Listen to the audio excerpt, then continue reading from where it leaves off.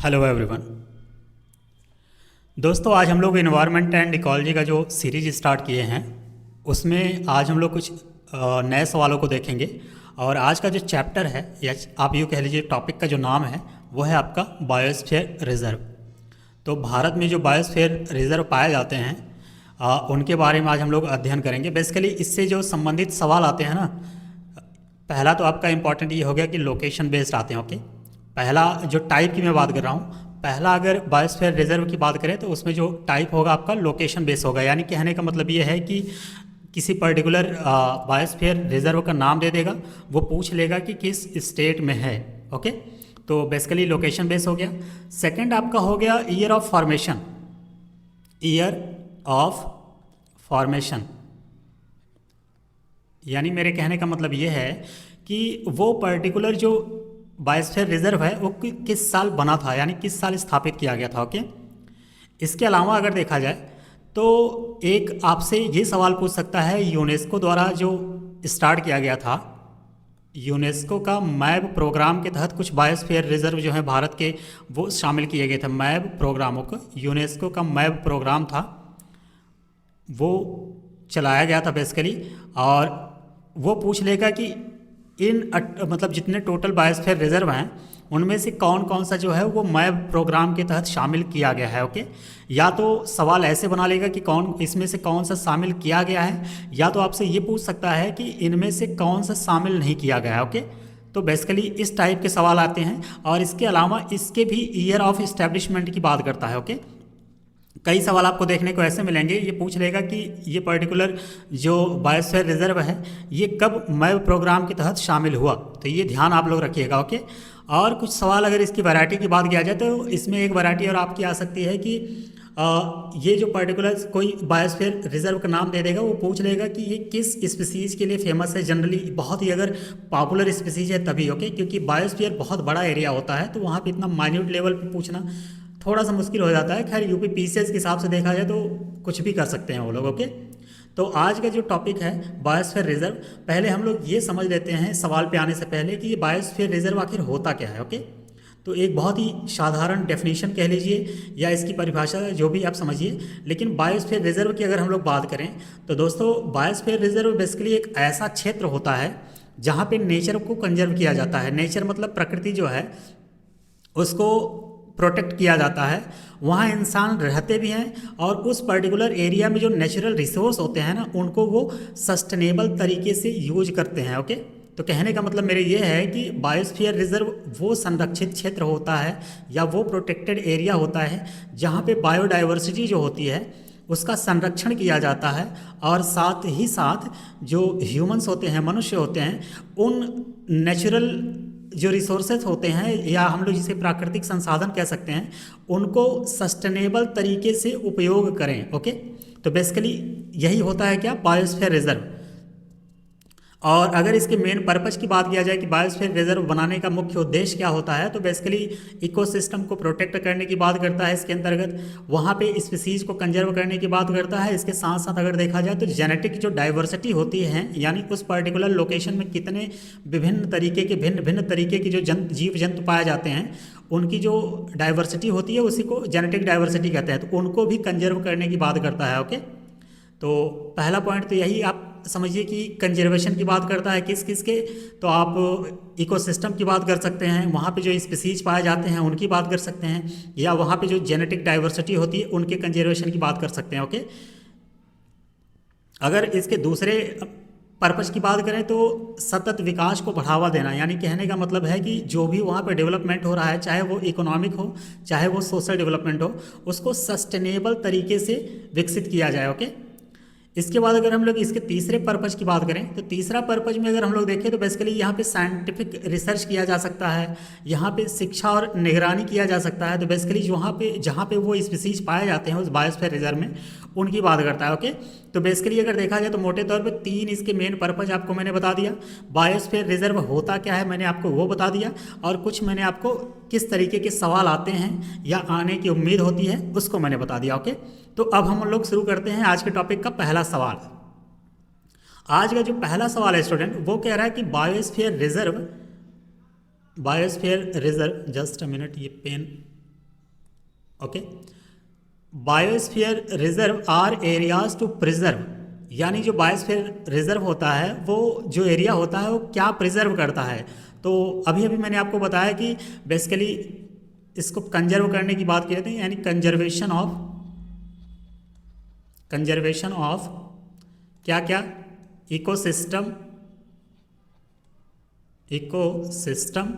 इसके साथ साथ आप कह सकते हैं वहाँ की स्पीसीज, इसके साथ साथ आप कह सकते हैं वहाँ का जो जेनेटिक डाइवर्सिटी है, जेनेटिक डाइवर्सिटी, यानी वहाँ कितने भिन्न भिन्न तरीके के जीव जंतु पाए जाते हैं। ओके, तो इन सब चीज़ों को क्या करना है, कंजर्व करना है। यही क्या है, बायोस्फीयर रिजर्व का मेन पर्पज है। ओके, और मेन पर्पज है, तो यहाँ पे सवाल क्या पूछ रखा है कि बायोस्फीयर रिजर्व वो एरिया है जहाँ पे प्रिजर्व किया जाता है ग्रासलैंड को।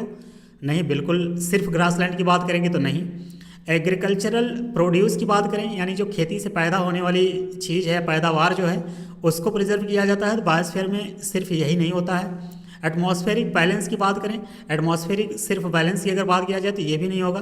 तो आपका होगा क्या आंसर, जेनेटिक डाइवर्सिटी। वहाँ पे जो भिन्न भिन्न या भांति भांति की जो जीव जंतु पाए जाते हैं उनको प्रिजर्व करने की बात क्या करता है, बायोस्फीयर रिजर्व। ओके, तो इसका करेक्ट आंसर आपका हो जाएगा ऑप्शन नंबर डी। और यहाँ पे जो आपका ऑप्शन सी दे रखा है एटमॉस्फेरिक बैलेंस, ये मैंने आपको इकोनॉमिक बैलेंस के रूप में समझा दिया है। यहाँ पे बहुत डिटेल में इसको समझाने की ज़रूरत नहीं है, ऑलरेडी कई बार मैंने इसको समझा दिया है। ओके, तो आई होप आपको समझ आ रहा होगा।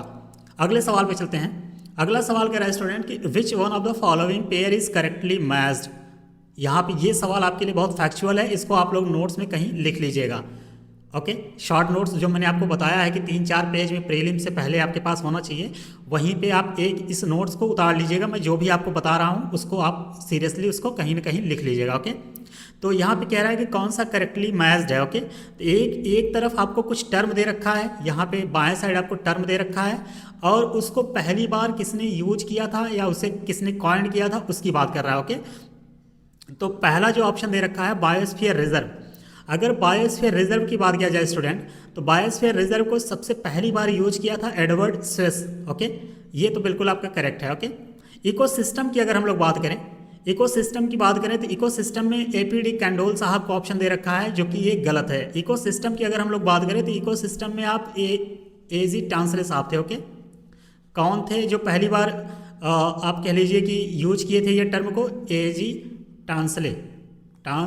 ओके, ये पॉइंट आप लोग कहीं ना कहीं लिखते चलिएगा। ओके, इकोसिस्टम की मैंने बात किया कि एजी टांसले साहब पहली बार इसका उपयोग किए थे। टर्म इकोलॉजी की अगर हम लोग बात करें, इकोलॉजी की अगर हम लोग बात करें तो इकोलॉजी का जो टर्म था उसे सबसे पहले किसने दिया था, तो रीटर एंड अर्नस्ट हीकल। ओके, ये दो बॉटनिस्ट थे, इन्होंने पहली बार किस टर्म का उपयोग किया था, इकोलॉजी का। ओके, और अगर हम लोग बात करें बायोडाइवर्सिटी की, अगर हम लोग बात करें तो बायोडाइवर्सिटी को पहली बार टर्म यूज किया था, उनका नाम था आपका रेमंड एफ डैशमैन। ओके, उम्मीद करते हैं ये पॉइंट आपको समझ आ रहा होगा। वैसे इसमें कुछ समझने वाली बात है नहीं, बस ये फैक्चुअल नेचर के सवाल है और ये एग्जाम में आपसे पूछ सकता है। ओके, तो आप ध्यान रखिएगा। मैंने 4 टर्म आपको बताया। पहला ये बताया कि बायोस्फीयर रिजर्व जो है उसको एडवर्ड स्विस साहब ने पहली बार यूज किया था। इकोसिस्टम की बात करें तो एजे टांसले साहब थे। इकोलॉजी की अगर बात करें तो रीटर एंड ऑन्स्ट हीकल। ओके, यहाँ पे ये दोनों टर्म याद कीजिएगा, हो सकता है उसमें से एक ही आपको दे दे, यानी जो यहाँ पे रीटर हैं, ऑन्स्ट हीकल हैं, तो हो सकता है कभी अगर इन फ्यूचर सवाल ये पूछे कि टर्म इकोलॉजी को किसने सबसे पहली बार यूज किया था, तो हो सकता है सिर्फ रीटर ही दे दे। ओके, या तो सिर्फ ऑन्स्ट हीकल ही दे दे, तो दोनों आप लोग ध्यान रखिएगा। और रही बात बायोडाइवर्सिटी की, तो इसको रेमंड एफ डैशमैन साहब ने यूज किया था। ओके, तो इसमें आपका क्या पूछा है कि कौन सा करेक्टली मैच्ड है, तो पहला ही है आपका, यही आपका करेक्ट आंसर हो जाएगा, क्योंकि इकोसिस्टम एपीडी कैंडोल साहब से मैच नहीं करेगा। इकोलॉजी की बात करें तो एजी टांसले साहब है, नहीं होगा। बायोडाइवर्सिटी की बात करें तो रेटर साहब नहीं होगा। ओके, तो यहाँ पे 3 बॉटनिस्ट का आप नाम जान लिए, एक बॉटनिस्ट आपका यहाँ पे बच रहे हैं, मैं उनको भी थोड़ा सा आपको बता देता हूँ कि जो ये एपीडी कैंडोल साहब हैं, ये बेसिकली स्विस बॉटनिस्ट हैं, थे, अब नहीं है इस दुनिया में, लेकिन स्विस बॉटनिस्ट थे। ओके, और इन्होंने जो टर्म टैक्सोनॉमी है ना, टैक्सोनॉमी, इसको आप यूँ कहिए कि पॉपुलराइज्ड करने का काम किया था। तो एपीडी कैंडोल साहब थे जो, वो टैक्सोनॉमी जो टर्म है इसको पॉपुलराइज किया था। ये कहाँ से थे? तो ये स्विस बॉटनिस्ट हैं। ओके, तो इस सवाल का ऑप्शन नंबर ए सही है। अगले सवाल पे चलते हैं। अगला सवाल कह रहा है स्टूडेंट कि विच one of the following does not find a place in the UNESCO network of biosphere reserve. Okay, तो सबसे पहले ये समझिए कि यूनेस्को का जो नेटवर्क ऑफ बायोस्फीयर रिजर्व है ये होता क्या है। यूनेस्को, ये जो सवाल पूछ रहा है ये बेसिकली यूनेस्को ने एक प्रोग्राम चलाया था जिसका नाम था मैप प्रोग्राम, उसी की बात कर रहा है। ओके, तो ये ध्यान रखिएगा आप लोग कि यूनेस्को द्वारा चलाया गया एक प्रोग्राम था जिसका नाम क्या था? MAB programme. ओके, और मैप प्रोग्राम की अगर हम लोग फुल फॉर्म की बात करें तो ये हो गया आपका man and the biosphere. Okay, ये मैप का फुल फॉर्म हो गया। ओके, और ये एक तरीके का क्या है? प्रोग्राम है। ये एक इंटरनेशनल साइंटिफिक प्रोग्राम है। मैं आपको लिख के ही बता दे रहा हूँ कि मैप प्रोग्राम जो है ये एक तरीके का क्या है? An international scientific programme. इसको स्टार्ट कब किया गया था? ये बहुत ही इंपॉर्टेंट है। इसको स्टार्ट किया गया था स्टार्ट इन 1971। ये ईयर आप लोग याद रखिएगा, मैं इसको हाईलाइट कर दे रहा हूँ कि जो मैप प्रोग्राम है ये आपसे डायरेक्ट सवाल पूछ सकता है। आप जब भी PYQs लगाएंगे तो आपको ये रियलाइज़ ज़रूर होगा कि वहाँ पे सवाल ये आया हुआ है। ओके, तो मैप प्रोग्राम जो है वो यूनेस्को द्वारा कब चलाया गया था? 1971 में। ओके, और इस प्रोग्राम की अगर एम की बात किया जाए या इसका क्या पर्पज़ था, तो इसके एम की या पर्पज़ की बात करें तो to improve the relationship between humans and the environment। Okay,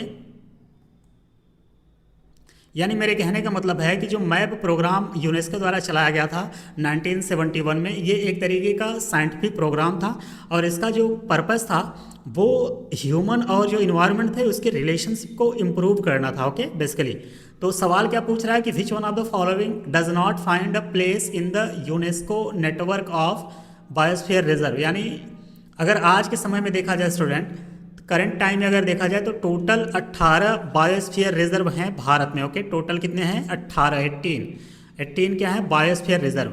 इन 18 में अगर आज के समय की बात किया जाए, आज का जो डेट है 30 जनवरी 2026, तो आज के समय में अगर देखें तो ये 13 इसमें ऐसे हैं जो कि मैप के अंतर्गत आ गए हैं। ओके, 18 टोटल हैं। टोटल में अगर देखा जाए 18 में से तो 13 ऐसे हैं जो मैप प्रोग्राम के अंतर्गत शामिल कर किए जा चुके हैं। ओके, अभी हम लोग आगे एक एक इस पूरी लिस्ट को देखेंगे, लेकिन यहाँ पे सिर्फ आप ये समझिए कि टोटल 18 हैं। 18 में से जो 13 बायोस्फीयर रिजर्व हैं वो यूनेस्को के मैप प्रोग्राम के तहत शामिल किए जा चुके हैं, जो कि 1971 से स्टार्ट किया गया है। ओके, तो सवाल पूछ रहा है कि इन चारों में से मैप प्रोग्राम के तहत कौन से शामिल नहीं किए गए हैं।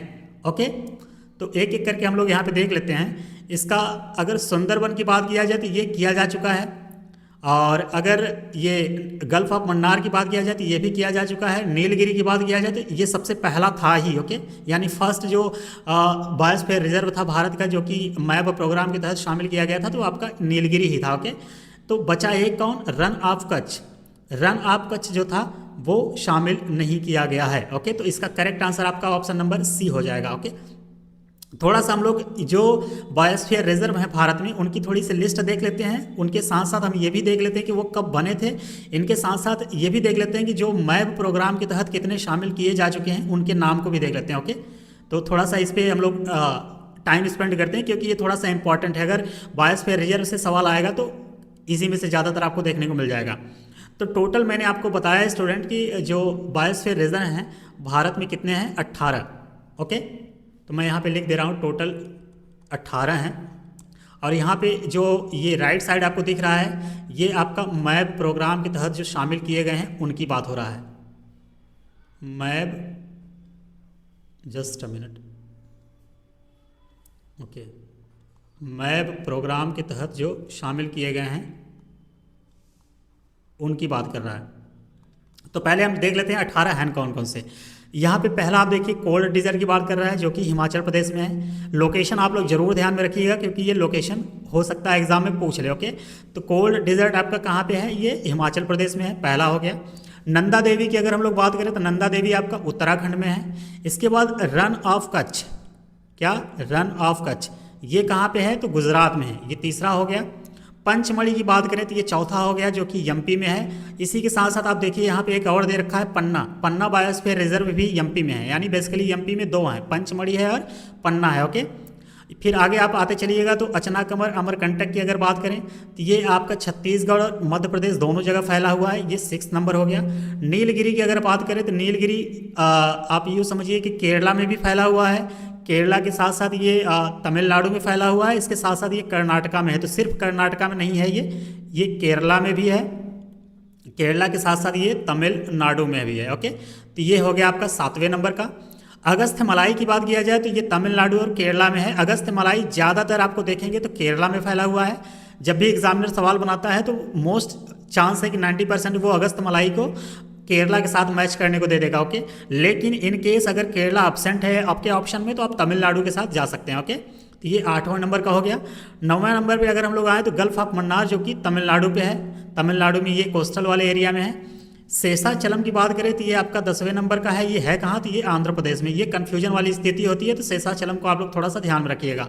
सिमलीपाल की अगर हम लोग बात करें तो सिमलीपाल आपका 11वें नंबर का है, ये उड़ीसा में। पिछले लेक्चर में हम लोगों ने नेशनल पार्क देखा था, तो ये भी देखा था कि सिमलीपाल नेशनल पार्क किस राज्य में है, तो आपका उड़ीसा था। ओके, सुंदरबन की अगर हम लोग बात करें तो ये 12वें नंबर का है, ये आपका हो जाएगा वेस्ट बंगाल में।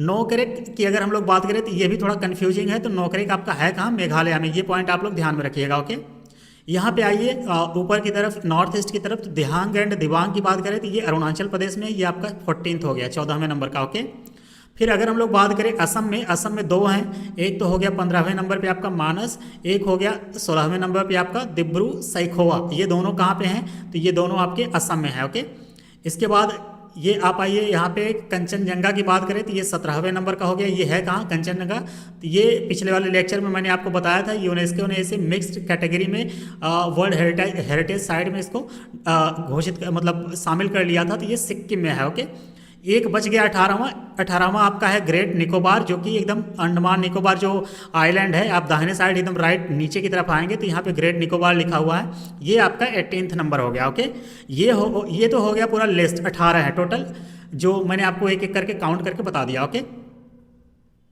Just a minute.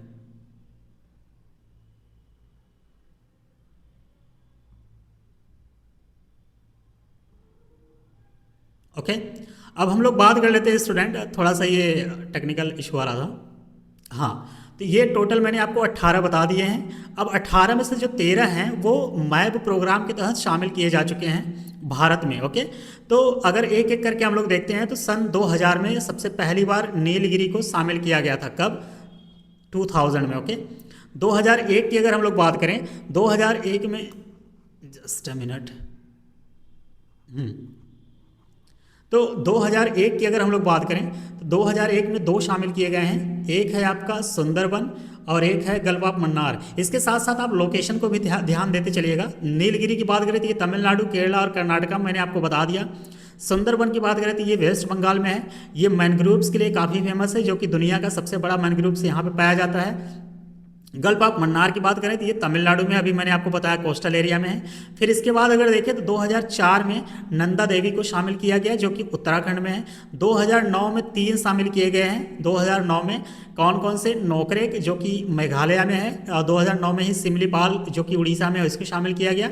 इसके अलावा पंचमढ़ी जो कि एमपी में है, इसको भी 2009 में ही शामिल किया गया था। ओके, 2012 की अगर बात करें तो 2012 में अचनाकमर अमरकंटक को शामिल किया गया था, जो कि मध्य प्रदेश और छत्तीसगढ़ में मिला के है।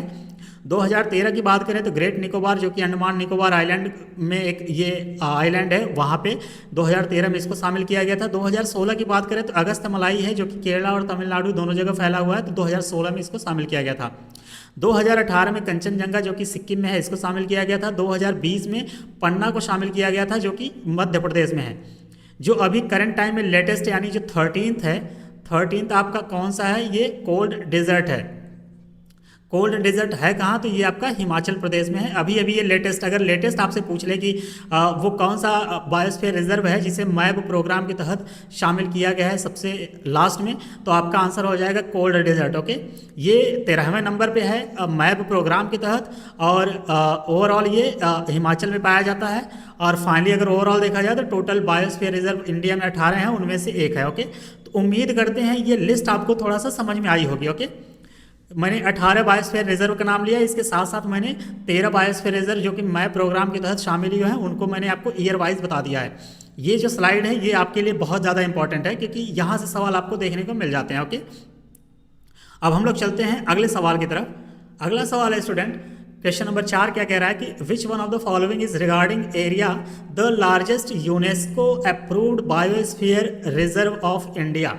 ओके, तो ये सवाल थोड़ा सा टेक्निकल है, अगर आप फ्लो में चलेंगे तो फ्लो में हो सकता है मे भी आपसे गलती हो जाए। ओके, लेकिन अगर ये थोड़ा सा पेशेंस के साथ अगर इसे देखा जाए तो सॉल्व किया जा सकता है। सवाल क्या पूछ रहा है कि largest UNESCO approved biosphere reserve in India, यानी कहने का मतलब है कि टोटल जो बायोस्फीयर रिजर्व हैं वो आपके हैं कितने, 18 बायोस्फीयर रिजर्व इन इंडिया की अगर बात करें तो टोटल कितने हैं, 18, लेकिन मैप प्रोग्राम के तहत जो शामिल किए गए हैं वो कितने हैं, तो 13। तो ये सवाल जो पूछ रहा है ये इसमें शामिल किए गए जो 13 हैं, 13 में से सबसे बड़ा कौन सा है वो पूछ रहा है। ओके, ना कि ये ओवरऑल पूछ रहा है। तो यहाँ पे लिख दिया है कि largest UNESCO approved biosphere reserve in India, मैंने हाईलाइट कर दिया जिससे आपको समझने में थोड़ी सी दिक्कत ना हो। ओके, तो हमें मैप प्रोग्राम के तहत जो पूछा जा रहा है उसका जवाब देना है, ना कि ओवरऑल। अगर ओवरऑल की बात किया जाए, मैं यहाँ पे कलर चेंज करके आपको बता दे रहा हूँ कि अगर largest biosphere reserve in India की बात किया जाए तो आपका आंसर हो जाएगा run of Kutch, run of Kutch. Okay, ये लगभग 12,454 स्क्वायर किलोमीटर में ये फैला हुआ है। कितना, 12,454 में, ये लार्जेस्ट की बात कर रहा हूं। ओके, लेकिन अगर largest biosphere reserve under MAB programme की बात करें, मैप प्रोग्राम, तो आपका आंसर चेंज हो जाएगा। ओके, तो आपका आंसर क्या हो जाएगा, तो आपका हो जाएगा gulf of Mannar, gulf of Mannar, MANNARA। Okay, और इसका जो एरिया अगर बात करें तो ये 10,500 किलोमीटर या स्क्वायर किलोमीटर एरिया में फैला हुआ है। ओके, तो ओवरऑल अगर देखा जाए तो ये क्या कहते हैं इसको कि ये सेकंड लार्जेस्ट है। अगर ओवरऑल देखा जाए तो ये सेकंड लार्जेस्ट है, लेकिन चूंकि रण ऑफ कच्छ जो है ये अभी मैप प्रोग्राम के तहत शामिल नहीं किया गया है, इस वजह से इसका जो ये आंसर हो जाएगा गल्फ ऑफ मन्नार हो जाएगा, क्योंकि ये पूछा क्या है, मैप प्रोग्राम के तहत शामिल किया गया लार्जेस्ट कौन सा है। ओके, तो उम्मीद करते हैं आपको ये सवाल समझ में आया होगा। सवाल बहुत बेसिक है, जेनरिक है, बट आपको थोड़ा कन्फ्यूजन अगर हो तो मैंने उसको सॉल्व करने की कोशिश किया है। तो आपका करेक्ट आंसर क्या हो जाएगा 4 का, ऑप्शन नंबर डी। ओके, क्योंकि ये जो है मैप प्रोग्राम के तहत सबसे बड़ा है। अगर ओवरऑल देखा जाएगा तो रन ऑफ कच्छ है। अगले सवाल पे चलते हैं। अगला सवाल कह रहा है स्टूडेंट कि which of the following is a world heritage site. Okay, world heritage site की बात कर रहा है, तो गिर क्या है, एक तरीके का नेशनल, यानी वर्ल्ड हेरिटेज साइट की अगर हम लोग बात करें तो अभी तक देखा जाए तो नंदा देवी बायोस्फीयर रिजर्व जो है उसको शामिल किया गया है। Okay, Nanda Devi biosphere reserve को, और शामिल कब किया गया था, तो 1988 में। ओके, यूनेस्को द्वारा इसे विश्व धरोहर स्थल का दर्जा दिया गया था। और अगर 2000 इसको आगे इसको इसी में ऐड कर दिया गया था valley of flower, valley of flower. Okay. कब शामिल किया गया था इसको इसमें, तो ये 2005 में इसी के साथ इसको ऐड कर दिया गया था। तो इसका करेक्ट आंसर वैसे तो आपका ऑप्शन नंबर ए हो जाएगा, लेकिन ये भी हम लोग देख लेते हैं बाकी जो पार्क हैं कहाँ पे हैं। तो कॉर्बेट पार्क जो है आपका ये उत्तराखंड में है, उत्तराखंड के 3 जिलों में फैला हुआ है। मैंने पिछले लेक्चर में आपको नेशनल पार्क वाले में बताया था, मैं वापस यहाँ रिपीट नहीं कर रहा हूँ, आप वहाँ से समझ लीजिएगा। ओके, राजा जी नेशनल पार्क की बात करें तो ये भी आपका उत्तराखंड में है। गिर फॉरेस्ट की अगर हम लोग बात करें तो ये आपका गुजरात में है। मैं सारे स्टेट का शॉर्टकट लिख रहा हूँ। ओके, तो इसका करेक्ट आंसर हो जाएगा ऑप्शन नंबर ए। अगले सवाल पे चलते हैं। अगला सवाल कह रहा है स्टूडेंट कि Bhitarkanika which has recently been included in the list of world heritage site is situated in, यानी इसके कहने का मतलब है कि भितरकनिका एक तरीके का वर्ल्ड हेरिटेज साइट है। ये है कहाँ पे, इसका लोकेशन क्या है, तो ये है बेसिकली आपका उड़ीसा में। उड़ीसा में अगर डिस्ट्रिक्ट वाइज देखा जाए तो केंद्रापाड़ा डिस्ट्रिक्ट है वहाँ पे, केंद्रापाड़ा डिस्ट्रिक्ट उड़ीसा में है, तो वहाँ पे है लोकेशन है। ओके, और वैसे अगर नेचुरली देखा जाए तो वहाँ पे दो रिवर बहती हैं, उड़ीसा की 2 रिवर हैं जिनका नाम है ब्राह्मणी एंड बैतरणी। नाम क्या, मैं कलर चेंज कर दे रहा हूँ।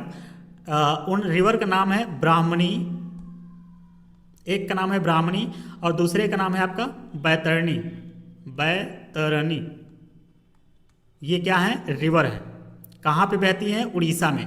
इन्हीं दोनों रिवर के मुहाने पे, यानी ये जहाँ से मतलब वापस आके ये बेस्ट बंगाल में जो आप कह लीजिए बंगाल की खाड़ी से मिलती हैं, उसी मुहाने को क्या बोलते हैं, डेल्टा। तो इन दोनों नदियों की जो डेल्टा बनती है वहीं पे क्या है आपका भितरकनिका नेशनल पार्क कह लीजिए या वर्ल्ड हेरिटेज साइट। यहाँ पर पूछा है तो आप वर्ल्ड हेरिटेज साइट कह लीजिए। वैसे आज के समय में देखा जाता है ये नेशनल पार्क है वहाँ का। ओके, तो इसका करेक्ट आंसर आपका क्या हो जाएगा, ऑप्शन नंबर सी, उड़ीसा।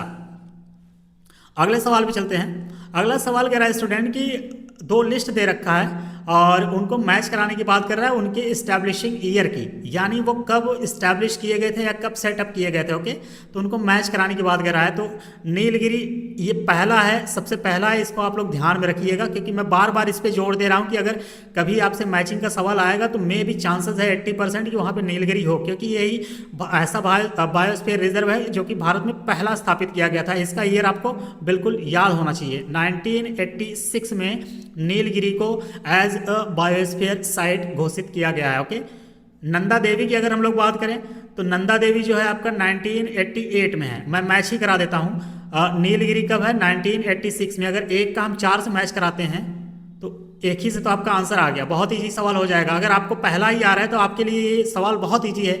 अगर नहीं आ रहा है तो इतना क्लोज डेट दे रखा है कि आप कंफ्यूज करेंगे ही करेंगे। ओके, तो इसका correct answer option number b है। बाकी मैं मैच करा देता हूँ। अगर नंदा देवी की बात किया जाए तो नंदा देवी 1988 में बनी थी। ओके, यानी बी का 3। सुंदरबन की अगर बात किया जाए तो सुंदरबन को 1989 में इस्टेब्लिश किया गया था। और कंचनजंगा की बात किया जाए तो ये 2000 में। ओके, तो ये मैंने आपको बता दिया चारों, और चारों का लोकेशन मैं बता देता हूँ यहीं पे। ऑलरेडी आप लोगों को पता होगा बट मैं रिपीट कर दे रहा हूँ। सुनने से क्या होगा कि आपके दिमाग में एक बार बैठ जाता है। ओके, क्योंकि पिक्टोरल मेमोरी थोड़ा सा मतलब पिक्टोरल मेमोरी के साथ साथ अगर आपको ऑडियो भी सुनने को मिल जाए साथ ही में तो आपके जो ब्रेन होते हैं थोड़ा सा बढ़िया काम करते हैं। नीलगिरी की अगर बात किया जाए तो नीलगिरी कहाँ पे है, केरला में है, कर्नाटका में एंड तमिलनाडु, तीनों स्टेट में फैला हुआ है। ओके, नंदा देवी की बात करें तो ये उत्तराखंड में है। सुंदरबन की बात करें तो ये बहुत ही फेमस है, मैनग्रोव डेल्टा है, एक हिसाब से ये वेस्ट बंगाल में है। कंचनजंगा की बात किया जाए तो ये सिक्किम में है। ओके, आगे चलते हैं। ये सवाल कह रहा है स्टूडेंट की लिस्ट दे रखा है बायोस्फीयर रिजर्व और उसके लोकेशन की, तो एक एक करके हम लोग देख लेते हैं। यहाँ से सबसे पहले देखते हैं इसमें कोई नया आया है। ओके, पहला है नोकरेक। अगर नोकरेक की बात किया जाए स्टूडेंट तो नोकरेक आपको देखने को मिलेगा मेघालय में। मेघालय में कहाँ, वहाँ पे एक आप यूँ कह लीजिए खासी गारो हिल्स है, गारो हिल्स मेजॉरिटी में। बेसिकली मेघालय की अगर हम लोग बात करें, जब हम लोग पहाड़ियाँ पढ़ेंगे ना वहाँ पे जो माउंटेन्स पढ़ेंगे तो वहाँ पे मेघालय के टाइम में हम लोग देखेंगे कि गारो, खासी एंड जैंतिया, ये 3 तरीके की पहाड़ियाँ हैं जो कि वेस्ट टू ईस्ट की तरफ लोकेटेड हैं। ये डायरेक्शन आपको याद होना चाहिए, यानी पश्चिम की तरफ से अगर जाएं तो गारो मिलेगा, फिर खासी मिलेगा एंड जैंतिया मिलेगा। ये ऑर्डर आपको ध्यान में रखना चाहिए क्योंकि ये ऑर्डर कई बार एग्जाम में पूछ रखा है। ओके, और किस तरीके से, किस तरफ से किस तरफ, तो वेस्ट से ईस्ट की तरफ। तो पहले वेस्ट की, सबसे वेस्टर्न कौन सा है आपका, गारो है, फिर बीच में खासी है, सबसे ईस्टर्न आपका जैंतिया हो गया। ये पाए कहाँ जाते हैं, तो ये तीनों मेघालय में है। ओके, ये पॉइंट आप लोग ध्यान में रखिएगा। थोड़ा सा एक्स्ट्रा इन्फॉर्मेशन मैं आपको सवाल सॉल्व कराते टाइम देता चलता हूँ, इसलिए कि एग्जैक्ट यही नहीं है कि ये सिर्फ यही इन्वायरमेंट में आ जाएगा, हो सकता है ये ज्योग्राफी के केस में आ जाए। तो जो ज्योग्राफी में आपको आ रखे हैं, क्योंकि हम लोग पीवाईक्यूज को सॉल्व कर रहे हैं ना, तो उनको अगर रिलेट करके यही समझ लेंगे तो थोड़ा सा आसानी रहेगा। ओके, तो गारो खासी जैंतिया कहाँ पे है, मेघालय में, वेस्ट से ईस्ट की तरफ बढ़ेंगे तो नोकरेक जो है वो इसी गारो हिल्स में मौजूद है। क्या है, एक तरीके का बायोस्फीयर रिजर्व है। तो नोकरेक कहाँ है आपका, मेघालय में। ओके, अगर रही बात मानस करें तो मानस जो है, मानस आपका असम में है, असम में। ओके, और दिहांग एंड दिबांग की बात करें तो दिहांग एंड दिबांग दो नदियां हैं, कहाँ पे हैं, अरुणाचल प्रदेश में है, तो वहीं पे ये भी है। ओके, अगस्त्य मलाई मैंने आपको बात किया कि केरला से मैच करा देगा, अगर केरला नहीं रहेगा तो क्या रहेगा, तमिलनाडु। ये सारे पॉइंट आप लोग ध्यान में रखिएगा। एक का अगर हम 3 से मैच करा दें तो आंसर आपका आ रहा है बी, तो इसका करेक्ट आंसर हो जाएगा 8वें का बी। अगले सवाल पे चलते हैं। ये भी आपका बायोस्फीयर रिजर्व दे रखा है, साथ में स्टेट से मैच कराने की बात कर रहा है। ओके, तो सिमलीपाल पहला ऑप्शन दे रखा है। सिमलीपाल मैंने पिछले लेक्चर में आपको बताया था कि सिमलीपाल नेशनल पार्क है कहाँ पे, तो ये आपका है उड़ीसा में। और ओवरऑल इंडिया में अगर हम लोग बात करें तो टोटल 107 नेशनल पार्क हैं। ओके, जो 107वां है यही है सिमलीपाल, यानी लेटेस्ट वाला है ये। ओके, ये पॉइंट मैं थोड़ा सा एक्स्ट्रा इन्फॉर्मेशन आपको इसलिए दे रहा हूँ कि पिछले वाले लेक्चर में हम लोगों ने कर रखा। ऐसे क्या होगा कि दिमाग पे हिट करेगा तो ऑटोमेटिक आपको चीज़ें रिकॉल होती रहेंगी। ओके, तो सिमलीपाल कहाँ पे है, उड़ीसा में। नोकरेक अभी अभी हम लोगों ने देखा गारो हिल्स में है कहाँ, मेघालय में। अगस्त्य मलाई कहाँ है, तो केरला में है। और रही बात मानस की, तो मानस बार बार हम लोगों ने देखा कहाँ पे है, असम में है। तो एक का अगर हम लोग 2 से मैच कराते हैं तो ऑप्शन ए ऑप्शन बी चला गया आपका, और बी नोकरेक बी को अगर हम लोग 4 से मैच करा दें तो भी अभी आपका सवाल फंसा है। अगस्त मलाई सी का ए, यानी इसका करेक्ट आंसर आपका हो जाएगा डी।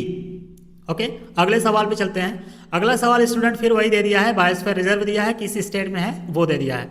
सिमलीपाल अभी हम लोगों ने देखा कहाँ पे है, उड़ीसा में। तो 1 का 4 से मैच कराते हैं तो ये आपका चला गया, ये चला गया। ओके, ऑप्शन सी और डी में हमें कोई एक होगा। दिहांग दिबांग की बात करें तो ये है कहाँ पे, तो मैंने अभी आपको बताया कि 2 नदियां हैं, कहाँ पे हैं, अरुणाचल प्रदेश में। तो बी का 3 आपका आंसर आ गया, ऑप्शन डी। नोकरेक कहाँ है, तो नोकरेक आपका मेघालय में है। और कोल्ड डिजर्ट कहाँ पे है, तो कोल्ड डिजर्ट आपका है हिमाचल प्रदेश में। और कोल्ड डिजर्ट जो है यही आपका 13th बायोस्फीयर रिजर्व है, किसके अंतर्गत, मैब प्रोग्राम के तहत। ओके, लेटेस्ट वाला यही है, ये पॉइंट आप लोग ध्यान में रखिएगा। अभी ये 2025 में ऐड किया गया है, कब, 2000 पिछले साल ही जस्ट ऐड किया गया है कोल्ड डिजर्ट को मैब प्रोग्राम के तहत। ओके, तो आपका आंसर इसका हो जाएगा करेक्ट डी। अगले सवाल पे चलते हैं। यहाँ पे कह रहा है कि विच one of the following pair is not correctly matched. एक तरफ बायोस्फीयर रिजर्व दे रखा है, एक तरफ उसका लोकेशन दे रखा है, यानी वो कहाँ पे है, किस स्टेट में है। ओके, तो एक एक करके हम लोग देखते हैं। मानस की बात किया जाए तो मानस मेघालय में है, नहीं, बिल्कुल नहीं होगा। तो मानस है कहाँ पे, तो मानस आपका है असम में। पूछा क्या है, नॉट करेक्टली, यानी करेक्ट आंसर आपका यही हो जाएगा, option number A. Nanda Devi Uttarakhand में है, बिल्कुल सही बात है। कंचनजंगा सिक्किम में है, बिल्कुल करेक्ट है। अगस्त मलाई केरला में है, केरला ना रहे तो तमिलनाडु, क्योंकि मैं बार बार इसी पे जोड़ दे रहा हूँ, हो सकता है कभी आपको केरला ऑप्शन ना मिले, तमिलनाडु मिल जाए, तो ध्यान में रखिएगा। अगले सवाल पे चलते हैं। अगला सवाल कह रहा है स्टूडेंट की कुछ स्टेट दे रखा है, साथ में उसके बायोस्फीयर रिजर्व सेक्टर दे रखा है। ओके, तो एक एक करके हम लोग मैच कराते हैं। ये 2022 का सवाल है यूपी पीसीएस प्री का, और ये विवादित था, बेसिकली इसको फाइनली डिलीट कर दिया गया था। लेकिन यहाँ लापरवाही देखिए एग्जामिनर जो पेपर सेटर होते हैं उनकी, जो बच्चे मेहनत करके जाते हैं उनको तो मतलब जिनको आ रहा है उनको तो आ ही रहा है, उनका ये करेक्ट हो जाता, लेकिन ये यहाँ पे लापरवाही किसकी हुई है, एग्जामिनर की। हम लोग मैच कराते हैं फिर आइडेंटिफाई कर पाएंगे कि गलती कहाँ पे है। ओके, मानस की अगर हम लोग बात करें तो मानस जो है आपका असम में है। ओके, सुंदरबन की अगर हम लोग बात करें तो सुंदरबन आपको वेस्ट बंगाल में देखने को मिलेगा। नंदा देवी की अगर हम लोग बात करें तो नंदा देवी कहाँ पे है, नंदा देवी आपके हैं उत्तराखंड में।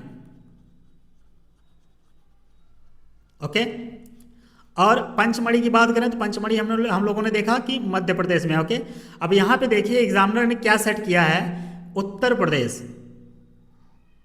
और जो एग्जामिनर सेटर होंगे उम्मीद करते हैं कि वो मोर देन 45 ईयर से ज़्यादा ही होंगे, तो लगभग जब वो इतनी उम्र दराज है तो उनको ये तो समझ में आना चाहिए कि उत्तराखंड और उत्तर प्रदेश दोनों अलग अलग राज्य हैं। ओके, तो उत्तर प्रदेश से 2000 में उत्तराखंड अलग हो गया था, लेकिन एग्जामिनर को शायद, मुझे नहीं पता कि वो करंट अफेयर्स नहीं पढ़ रहे होंगे, तो इस वजह से उनसे हो सकता है गलती हो गया होगा, क्योंकि वो लेटेस्ट न्यूज़ नहीं देखते होंगे। तो नंदा देवी को उन्होंने ऑप्शन मैच कराने के लिए दे दिया उत्तराखंड। अब जिन बच्चों को ये सवाल आ रहा था उनका ये सवाल डूब गया। क्यों? क्योंकि ये सवाल फाइनली डिलीट होगा। जिनका गलत होगा वो क्लेम करेंगे, लेकिन जिनका सही होगा उनके लिए तो ये मतलब दुविधाजनक वाली बात है। तो ऐसे ही लापरवाही हो जाती है, मतलब अब जो पावर में है क्या ही बोला जाए, लेकिन थोड़ा सा आप लोग समझिए मैं क्या कहना चाह रहा हूँ। लेकिन अब वही है कि अब ये सवाल फाइनली डिलीट हो गया, लेकिन इसके करेक्ट आंसर की तरफ हम कैसे जाएं? नंदा देवी को उत्तराखंड से मैच कराते तो मे भी हो जाता, लेकिन ठीक है मैं मैच करा रहा हूँ। मानस 1 को 3 से अगर मैच कराएं तो आपका ऑप्शन इस हिसाब से देखें तो बी हो जाएगा। लेकिन अगर यहाँ पे ओवरऑल देखें तो ये सवाल आपका गलत है। ओके, तो इसका करेक्ट आंसर वैसे बी होना चाहिए था, अगर यहाँ पे उत्तर प्रदेश की जगह उत्तराखंड हो जाता तो। अगले सवाल पे चलते हैं। अगला सवाल कह रहा है कि which of the following biosphere reserve in India is spread over Garo hills. Okay, तो पहले ये समझिए कि गारो हिल्स है कहाँ, तो मैंने अभी आपको बताया कि ये है आपका मेघालय में। कहाँ पे है स्टूडेंट? मेघालय। गारो, खासी, जयंतिया, ये तीनों हिल मेघालय में है।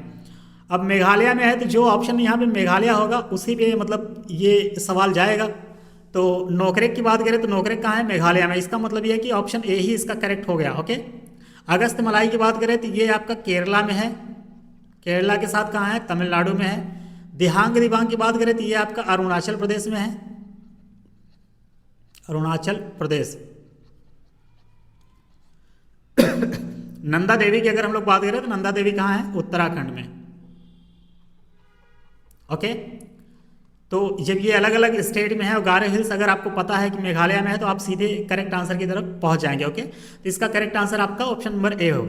अगले सवाल पे चलते हैं। अगला सवाल कह रहा है स्टूडेंट कि द 16th बायोस्फीयर रिजर्व यानी 16वां biosphere reserve of India cold desert lies in, यानी कहाँ पे उपस्थित है? अरुणाचल प्रदेश? नहीं, हिमाचल प्रदेश बिल्कुल करेक्ट आंसर है। कोल्ड डिजर्ट जो है वो आपका हिमाचल प्रदेश में है। और अभी लेटेस्ट में देखा जाए तो ये 13वां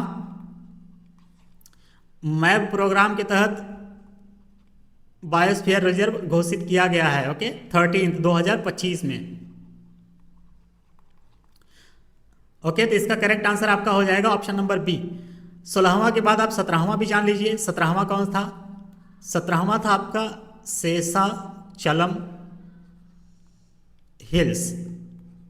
ओके, ये 17वां बायोस्फीयर रिजर्व था। और ये है कहाँ पे? तो ये बेसिकली आप आंध्र प्रदेश में है। ये साउथ का एक राज्य है आंध्र प्रदेश, वहाँ पे है। ओके, और ये कब 17वां घोषित किया गया था? मैं कलर चेंज करके लिख दे रहा हूँ। 20 सितंबर 2010 को 10 को। ओके, 2010 में इसको 17वां बनाया गया था। अब टोटल 18 है तो 18वां भी आप जान लीजिए, 18th बायोस्फीयर रिजर्व। ओके, 16वां ऊपर क्वेश्चन में पूछा है, 17वां मैंने आपको बता ही दिया, 18वां भी बता देते हैं क्योंकि टोटल 18 है तो आपको ध्यान में रहेगा। ओके, 18वां जो है वो है आपका पन्ना बायोस्फीयर रिजर्व। ओके, ये है कहाँ पे? तो ये मध्य प्रदेश में है। और इसे कब डिक्लेयर किया गया था 18वां के रूप में? तो ये 25 अगस्त 2011 में। ओके, ये दोनों ईयर आप लोग ध्यान रखिएगा। अगर ना याद हो तो बहुत प्रेशर वाली बात नहीं है, बट अगर याद हो जाए तो अच्छी बात है। ओके, तो 16, 17, 18, 16वां कौन सा है? कोल्ड डिजर्ट, जो कि कहाँ पे है? हिमाचल प्रदेश। 17वां आपका शेषाचलम हिल्स है जो कि है आंध्र प्रदेश में। 18वां आपका पन्ना है जो कि है मध्य प्रदेश में। ओके, तो इसका करेक्ट आंसर आपका ऑप्शन नंबर बी हो जाएगा। अगले सवाल पे चलते हैं। अगला सवाल है student, which one of the following biosphere reserve are not included. यहाँ पे क्या पूछ रहा है कि not included in the list of world network of biosphere reserve of UNESCO, यानी इसी को कहते हैं मैब। ओके। अगर इसको शॉर्टकट में लिखा जाए तो वर्ल्ड नेटवर्क बायोस्फीयर रिजर्व ऐसा लिखा जाना चाहिए। तो आप समझिए कि जो वर्ल्ड नेटवर्क बायोस्फीयर रिजर्व है वो बेसिकली वही सवाल पूछना चाह रहा है कि जो कि मैप के अंतर्गत शामिल किया जा चुका है। ओके, तो एक एक करके हम लोग ऑप्शन को देखते हैं, फिर समझते हैं कि कौन सा इसका करेक्ट आंसर हो जाएगा। तो सिमलीपाल की अगर हम लोग बात करें तो सिमलीपाल जो है स्टूडेंट ये 2009 में ऐड हुआ था। ओके, सुंदरबन की अगर हम लोग बात करें सुंदरबन की, तो सुंदरबन जो है वो आपका 2001 में ऐड हुआ था। गल्फ ऑफ मन्नार की बात करें तो ये भी आपका 2001 में ही ऐड हुआ था। और नीलगिरी की अगर हम लोग बात करें तो ये यूनेस्को के मैप प्रोग्राम के तहत ये 2000 में ऐड किया गया है। ओके, ये यहाँ पे भी पहला है। और ओवरऑल अगर देखा जाए तो इसे बायोस्फीयर रिजर्व के रूप में कब घोषित किया गया था, तो 1986 में एज अ बायोस्फीयर रिजर्व। ये पॉइंट आप लोग ध्यान में रखिएगा। किसकी बात कर रहा हूँ? नीलगिरी की। नीलगिरी जो बायोस्फीयर रिजर्व है उसको एज अ बायोस्फीयर कब घोषित किया गया था? 1986 के रूप में 86 में। और इसको मैप प्रोग्राम के तहत कब शामिल किया गया था? तो 2000 में। ये पॉइंट दोनों ईयर आप लोग ध्यान रखिएगा नीलगिरी के बारे में। यानी बायोस्फीयर की अगर बात आए तो नीलगिरी आपको टिप पे होना चाहिए। ओके, तो ओवरऑल अगर देखा जाए स्टूडेंट ये सवाल यूपीपीसीएस 2010 का है और इसको आरओ 2013 में पूछ रखा है। तो यहाँ पे अगर आज के समय में देखा जाए तो ये चारों शामिल किए जा चुके हैं। ओके, तो इसका करेक्ट आंसर कहना बड़ा मुश्किल हो जाएगा। अगर उस समय देखा जाए तो उम्मीद करता हूँ कि शायद ऑप्शन नंबर ए हो, क्योंकि सिमलीपाल 2009 में किया गया है। तो लेकिन ओवरऑल अगर देखा जाए तो ये सवाल जो सवाल पूछना चाह रहा है उस हिसाब से ये गलत है। ओके, तो इसका करेक्ट आंसर कोई नहीं है। तो ये सवाल आप गलत मान के चलिए। मैंने आपको ईयर बता दिया है, आप अपने हिसाब से इसको समझ लीजिएगा। तो उम्मीद करते हैं स्टूडेंट ये लेक्चर आपको पसंद आ रहा होगा, ये सीरीज आपको पसंद आ रही होगी। पीवाईक्यूज को सॉल्व करने का एक हिसाब से आपको बेसिक आइडिया मिल जाएगा। और अभी अभी यूपीपीसीएस का कैलेंडर आया हुआ है, उस कैलेंडर के हिसाब से आपका जो प्रीलिम्स यूपीपीसीएस जो प्रीलिम्स होगा वो 2026 का ये दिसंबर में होगा, यानी लास्ट में होगा। और ये दुखद खबर तो है ही, क्योंकि बहुत लंबा समय दे दिया है। इतना ज़रूरी तो नहीं था, लेकिन अब क्या किया जाए, कमीशन जिनके पास पावर है उन्हीं की चलेगी। तो कैलेंडर जो आया है उस हिसाब से आपका उम्मीद करते हैं 6 दिसंबर दे रखा है क्या? 6 दिसंबर। अभी हम डिटेल में इसको पढ़ेंगे तो मैं आपको बताऊंगा जरूर। 6 दिसंबर 2026 को आपका यूपीपीसीएस प्रीलिम्स 2026 होने वाला है। और यूपीपीसीएस 2025 का जो मेंस होने वाला है वो 29 मार्च से होगा। ओके, तो उम्मीद करते हैं स्टूडेंट ये सीरीज आपको अच्छी लग रही होगी।